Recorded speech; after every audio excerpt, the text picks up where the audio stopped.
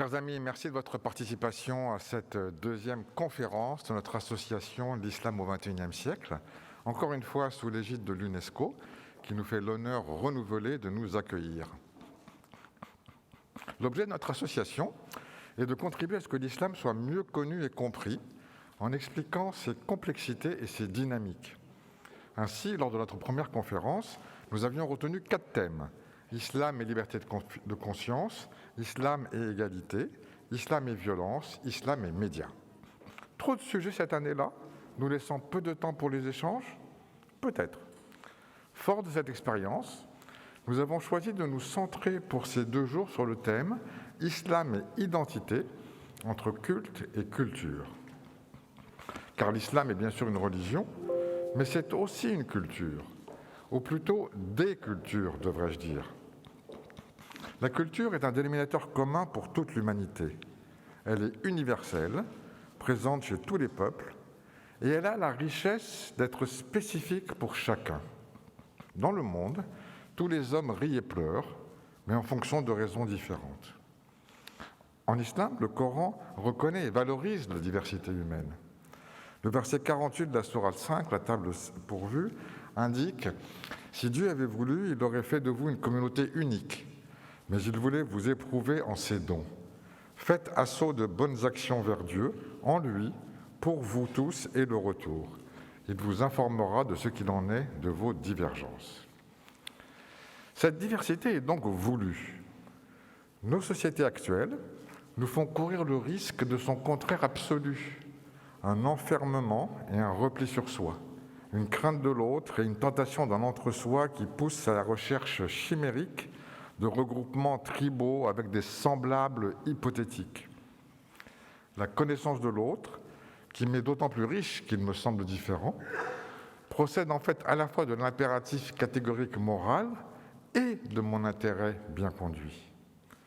La culture, c'est l'humanité et l'ouverture à autrui. Il n'y a pas d'humanité sans altérité. L'attention à la culture est un point clé pour retrouver la confiance en soi et en les autres. Et la distinction entre le culturel et le cultuel est utile, mais complexe, changeante.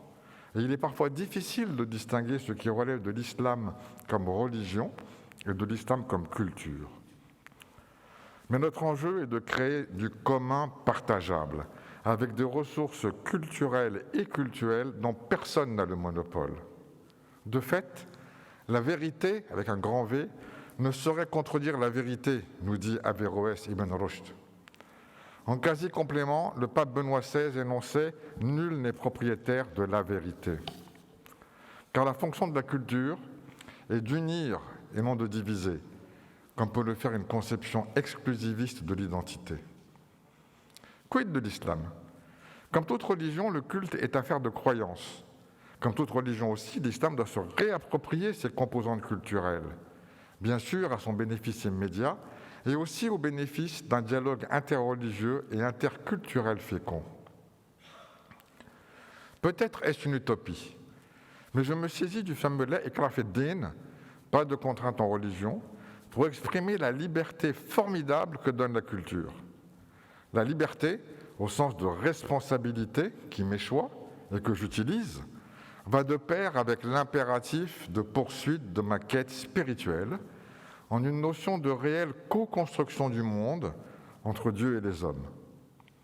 Selon le Coran, les anges ont refusé, apeurés, la décision divine d'instituer un légataire sur terre, alors que l'homme accepte, mieux, s'empare de cette proposition.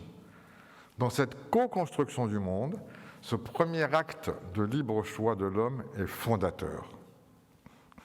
Pour nous, peut-être plus simplement, au cours de ces 2 jours, nous envisagerons successivement l'importance de considérer une telle dimension culturelle, ne serait-ce que parce qu'une religion sans culture est une impasse, réaliser que ce lien entre culture et culte peut renforcer et l'un et l'autre, puis comprendre comment articuler et échanger ces identités culturelles et cultuelles avec les autres, puisque la richesse de l'ouverture à autrui est essentielle. Pour finir, sur une tentative de synthèse, vivre l'islam au XXIe siècle, une spiritualité renouvelée. Je vous laisse libre dans votre esprit d'y accoler un point d'interrogation ou pas. Je vous souhaite une belle conférence, avec l'espoir que vous preniez autant de plaisir à y participer que toute l'équipe de l'islam au XXIe siècle a eu de la préparer. Je vous remercie.